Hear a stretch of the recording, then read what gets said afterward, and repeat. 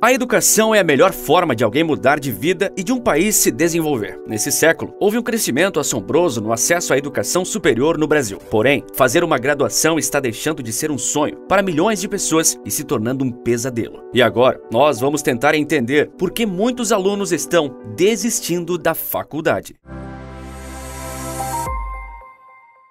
Desde os princípios da civilização, o ser humano quer, acima de tudo, desfrutar de uma vida boa. Isso não mudou até hoje, nem nunca irá mudar. Para chegar a esse objetivo, um bom emprego será necessário. Mas e como conseguir um bom emprego? Existiram formas extremamente diferentes ao longo dos séculos, mas no mundo atual, todo mundo tinha essa resposta na ponta da língua. Para você ter um bom emprego, onde recebe bem, você precisa entrar numa universidade. Uma geração inteira cresceu ouvindo que um diploma é mais importante do que tudo. E junto dessa afirmação, ela também cresceu acreditando, do fundo de seu coração, que esse diploma seria a garantia de uma boa vida. A faculdade é uma das melhores formas de obter conhecimento aprofundado e de fato mudar de vida. Mas não é o sonho na Terra que muitos venderam aqui no Brasil. Faculdade é um meio, mas não um fim em si. É bastante comum nós vermos diariamente uma quantidade enorme de pessoas diplomadas que estudaram horas a fio semanalmente por 4 ou 5 anos e hoje sequer atuam na área que se especializou. Se você fala que faz engenharia ou direito, as pessoas imediatamente fazem piada sobre você virar motorista do Uber no futuro. Para milhares de estudantes Brasil afora, a faculdade deixou há muito tempo de ser um sonho e virou um pesadelo.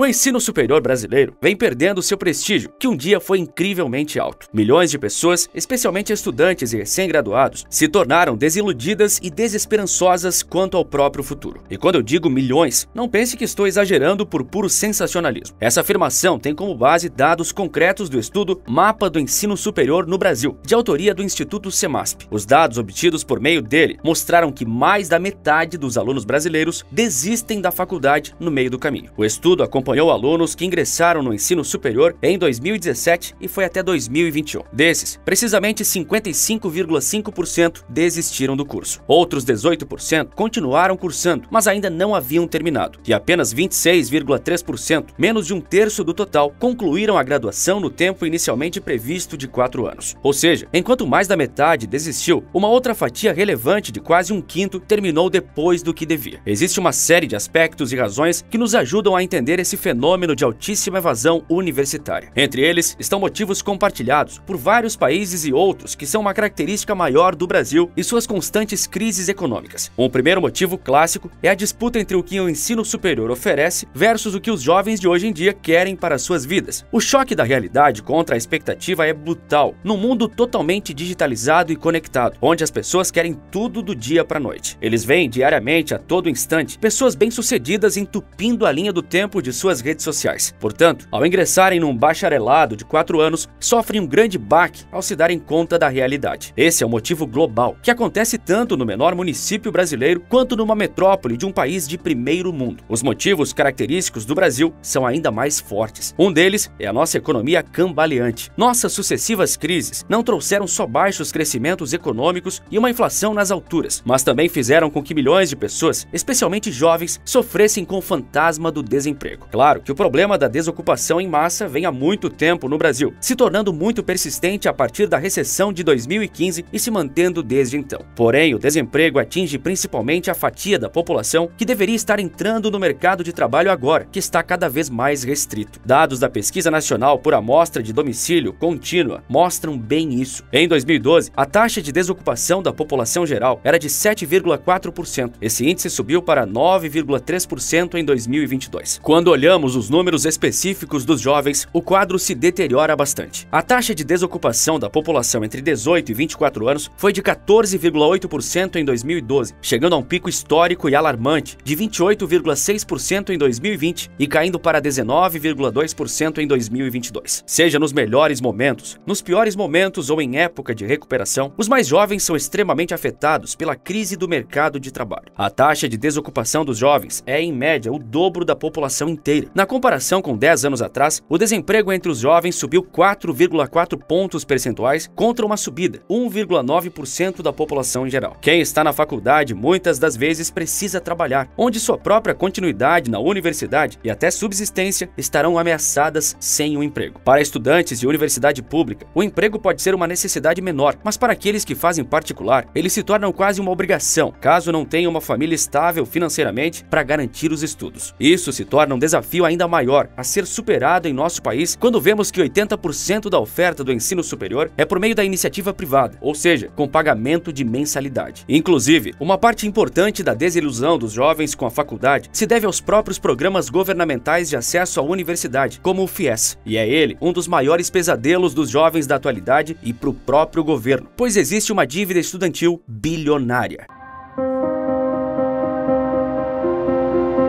Para expandir o acesso ao ensino superior, o governo federal conta com vários programas, entre eles o FIES, o Fundo de Financiamento Estudantil. Nele, o governo federal arca com uma boa fatia das mensalidades de instituições privadas, onde o estudante, que deve ter uma faixa de renda condizente com critérios governamentais, arca com os juros que, novamente, a depender de sua faixa de renda, pode ser zero. Ao fim da graduação e um período de carência de 18 meses, o estudante formado deve ressarcir o governo integralmente pelo que ele gastou durante a graduação. Um financiamento ao pé da letra, como o próprio nome já indica. O FIES, assim como o ProUni, outro programa governamental, mas que não envolve financiamento, é uma porta de entrada de muitas pessoas de baixa renda em cursos superiores que são muito caros, como, por exemplo, medicina. A graduação em medicina é o sonho de milhões de pessoas, por ser, sem dúvidas, o curso que mais oferece perspectiva de uma mudança de vida. Porém, ele é caro na mesma medida em que é prestigiado. Segundo o levantamento do Conselho Federal de Medicina e divulgados pelo portal Terra, no Brasil a mensalidade média do curso é de R$ 7.500. Porém, a depender da universidade, a mensalidade pode chegar e até ultrapassar tranquilamente a casa dos R$ 10.000. O FIES se apresenta como uma solução paliativa para o ingresso em cursos tão caros e que, naturalmente, são muito disputados na universidade pública com poucas vagas. Mas como pagar o governo de volta pelo FIES quando você é um recém-formado desempregado? A resposta é simples: sem emprego, não tem como pagar. O índice de inadimplência no Brasil sempre tende a ser alto, seja individual ou familiar, e isso também se aplica aos estudantes. Atualmente, o governo federal calcula que tem mais de 11 bilhões de reais a serem pagos por estudantes brasileiros dessa modalidade de financiamento. O valor das parcelas que o governo está tomando calote tem aumentado em ritmo acelerado. Em abril de 2019, eram 2,5 bilhões de reais em valores devidos. Em junho de 2021, esse saldo já havia subido para 6,6 bilhões de reais. Então, de 2021 para 2023, o valor praticamente dobrou. Em números brutos, dos quase 2 bilhões de ex-estudantes que já estão na fase de pagamento das parcelas, 53,7% estão com a dívida atrasada desde o fim do ano passado. Não foi à toa que no ano passado houve um mutirão do governo federal para renegociar dívidas do FIES, onde foram ofertados até mesmo descontos de mais de 90%. Porém, isso não resolveu todos os problemas relativos ao alto índice de inadimplência das pessoas junto ao Fundo de Financiamento Estudantil. Diante disso, o Ministério da Educação criou um grupo de trabalho interministerial para discutir o problema. Também devem ser discutidas possíveis mudanças no programa, como o aumento do teto de financiamento e a desburocratização do fundo, que hoje tem um sistema de cálculo bem complexo para determinar como o financiamento será feito. Dinheiro é o ponto-chave para entender todo o problema relacionado à inadimplência estudantil e, consequentemente, à desistência e trancamento de matrículas. É difícil explicar como uma só resposta o porquê disso tudo. Afinal, problemas complexos demandam respostas complexas. Não é incomum que muitas pessoas escolham uma faculdade pelas mais variadas razões e só depois percebem que talvez tenha sido um erro. Para pessoas que moram em regiões mais afastadas ou que têm uma condição financeira pior, nem sempre a faculdade é escolhida por vocação. A pessoa pode querer fazer engenharia mecânica, mas seu bolso só dá conta de fazer geografia. E aí, como fica? Ela vai até o final? Também seria um equívoco da minha parte atribuir a desistência dos jovens do ensino superior no meio do caminho somente por razões financeiras. Às vezes, é puro e simples arrependimento. Escolher errado faz parte. A questão é que se metade dos brasileiros estão errando, o erro deixou de ser coincidência da vida e é um problema que o governo brasileiro, seja ele qual for, precisará resolver o quanto antes. Não existe solução mágica, a depender do que você quer ser da vida. Faculdade é imprescindível. Você não faz uma cirurgia sem diploma, muito menos levanta um prédio ou se torna juiz num júri popular. Hoje em dia se tornou muito comum dizer que faculdade não é importante ou que é superestimado, mas essa é uma generalização mentirosa, assim como o contrário também é verdadeiro. Nem todo mundo precisa fazer faculdade, simples assim. No mundo moderno, existe um caminhão de profissões extremamente lucrativas que não exigem diploma, onde outras formas de obter conhecimento, incluindo pelo celular ou computador que você está usando agora, são a fonte do sucesso. Então, antes de tomar qualquer decisão na vida, especialmente quando o assunto é seu futuro, é importante pensar bem. Seja para fazer uma faculdade, seja para não fazer uma, ou até mesmo para desistir. Todas essas decisões terão um preço ao fim de tudo.